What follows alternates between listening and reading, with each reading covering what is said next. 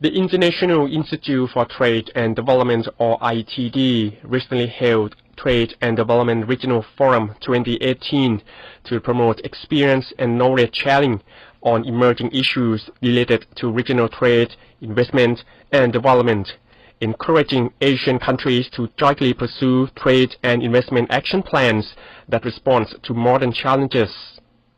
Dr. Mukisa Kuti, Secretary General of the United Nations Conference on Trade and Development, or UNCTAD, delivered a keynote address on the topic towards innovative trade and sustainable development agenda for regional integration, during which he said that Southeast Asia can become a major leader in South-South trade and investment cooperation. Today, there are a number of major changes that have happened in the global landscape. One is the rising sounds of war, trade wars. Increasing protectionism distorts the traditional forms of predictable market access. Secondly, we are seeing a global shift in electronic commerce with the rising power of the so-called invisible investments.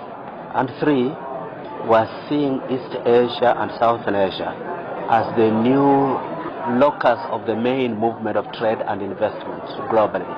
With these changed circumstances, thinking about trade policy, thinking about trade relationships has to become innovative to respond to the changing circumstances. Have seen the largest flows of foreign direct investment, East Asia and Southeast Asia. A lot of this is internal within the region. It means that the stage is increasingly getting set for this region to play a larger role in international trade diplomacy. They are major movers.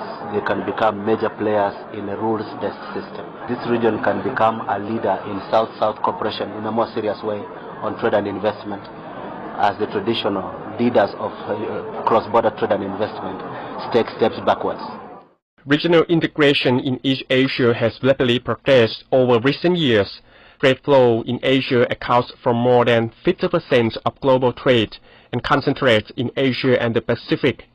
The region has now contributed to 60% to the world's gross domestic product. As the theme of this year's forum promotes innovation in trade and development, discussions and talks focus on innovative trade policies in East Asia that have supported sustainable growth and competitiveness. Dr. Supachai Panishapak, former Director General of the World Trade Organization, or WTO, was another keynote speaker in the forum. He argued that innovations are key to driving productivity and, in turn, improving livelihoods, income, and competitiveness to create inclusive development. Because innovations will become, I would say, the center point of future development. Because future development that will have to be inclusive would have to produce the impact on productivity. The productivity should be the means of improving the lives of people, improving their income, improving the competitiveness.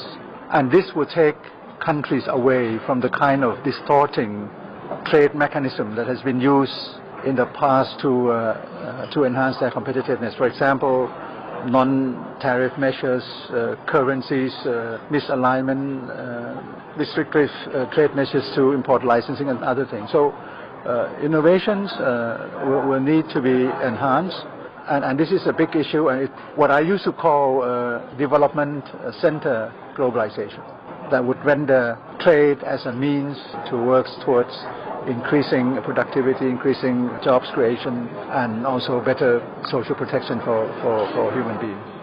The two-day Trade and Development Regional Forum 2018 was a platform that allowed participants to explore new paths towards sustainable development, centered on trade, investment, and cooperation among developing countries. Amid growing protectionism and disruptive technologies, deepening regional integration could remain a favorable strategy for Asian economies to pursue growth and development.